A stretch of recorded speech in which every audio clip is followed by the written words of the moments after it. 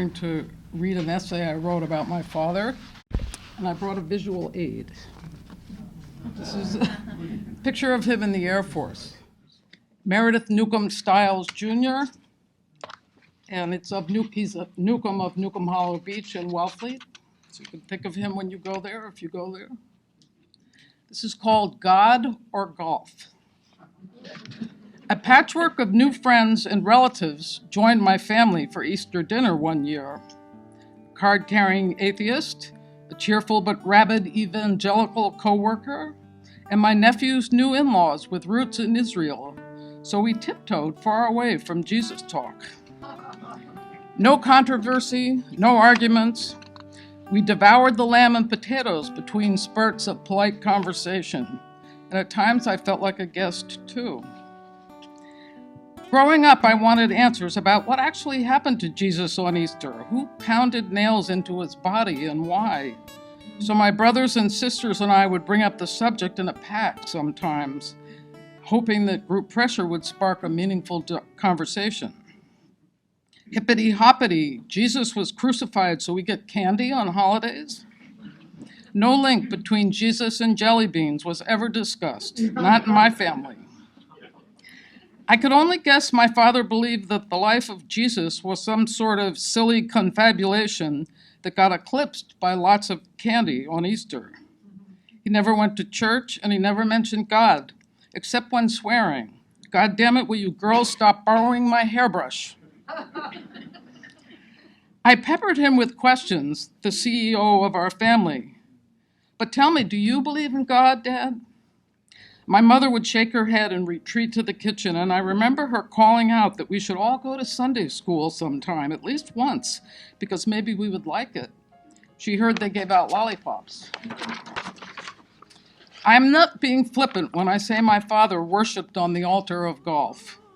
I think golf brought him peace of mind after being a B-17 pilot in World War II, when at the tender age of 20, he and the boys dropped bombs in obliterated German villages, homes of innocent families, not so different from their own. Not once did he ever discuss World War II with us, and we were afraid to ask. But for the rest of his life, he kept a little photo in his wallet of another pilot, and I recognized my father's crisp handwriting on the back that said, Maurice Colette, best friend killed in action. 1926 to 1943. A few blurry facts about bombing, nothing about Maurice, came from our mother. What I do know is that I wouldn't be here on this earth if my father's plane got shot down instead of the plane with Maurice. Random luck. He kept the memory of Maurice close in his wallet to meander through life alongside him until the day he died. Come along for the ride, stick with me. My mother used to say with a flourish that my father flew in the European theater, which gave the act of bombing and killing a peculiar dignity.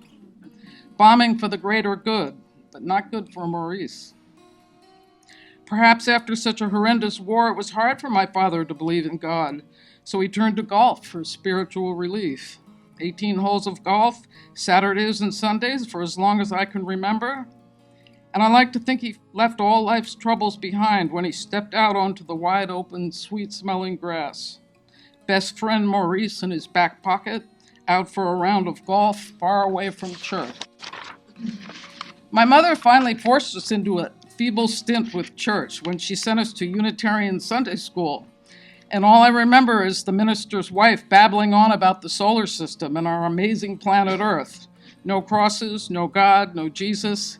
And I was confused about Easter because my father's other favorite expletive was Jesus Christ. Jesus Christ, they closed the golf course just because of a little dusting of snow? Over the years, my dad accumulated a lot of silver golf trophies, which my mother scattered around the house for potted plants or ashtrays or wastebaskets. Uncoincidentally, my father moved us into a house within walking distance of a fancy golf club. He lived the American dream after World War II with a suburban symmetry of 2 girls and 2 boys, a respectable job in a swanky law firm, tons of golf, and all seemed well through the 8 sparkling lives of his children. But when we grew up and bolted out the front door into our own adult lives, Dementia began to eat away at his brain. It took years for us to finally recognize it, admit it.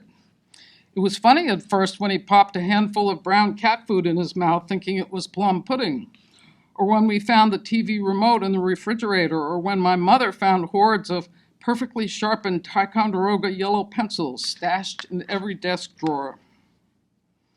After my mother was convinced he was faking it, but when his bumbling behavior turned into overflowing bathtubs and fires on the stove, we knew that he had some sickness.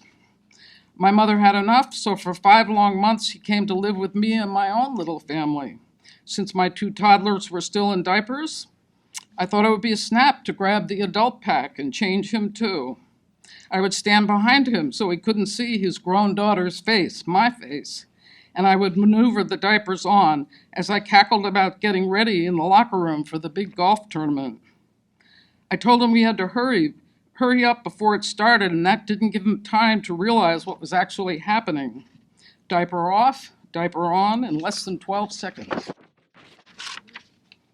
When it became too much for my family, we found a nursing home that would take him, St. Rose's Home, but there was a glitch. It was run by the Dominican Sisters of Hawthorne, nuns. Whatever you do, Dad, please don't start swearing. My father believed in luck, and his lucky number was 222, and I realized that believing in luck was not believing in God, but it was his own way of recognizing something higher, a force inexplicable outside of man's control, and I think that was kind of a shadow religion for him. At first it seemed a bit unlucky that a hospice run by nuns would be his last stop on earth, but after meeting Sister DePaul, who made special trips to the deli to buy him cigars, we all realized it was a miracle of sorts that he died in her care, a patient and warm-hearted nun, and as far as I know, he quit swearing. At big family dinners, a sudden long pause in conversation can feel really awkward, and this year at Easter, when the carrot cake was done, the room of 13 people went so silent that you could hear the teacups clacking down on their saucers like a door knocker. Just to stir things up a bit, I blurted out, "Hey, great day for golf, perfect weather." But nobody picked up on it. No golf enthusiasts or golf haters at the table, more silence. Recently, I did a survey with my brothers and sister and my children about the lucky number 222. And I found that we have all used it in the passwords or codes in some form or another, piggybacking off my father's lucky number. We are now in the habit of notifying each other when the number 222 magically appears on a receipt or in mileage or a moment when something wonderful happens at 222. And although we are not church-going people, we have inherited an unsubstantiated claim that the energy of luck is floating around in the universe, perhaps like some distant relative of God. A few of us secretly hold out hope that when 222 appears in a random lucky moment, that maybe our Father's soul, at least his energy, is swirling around out there, sharing a little luck from an evergreen golf course, my father and his best friend Maurice.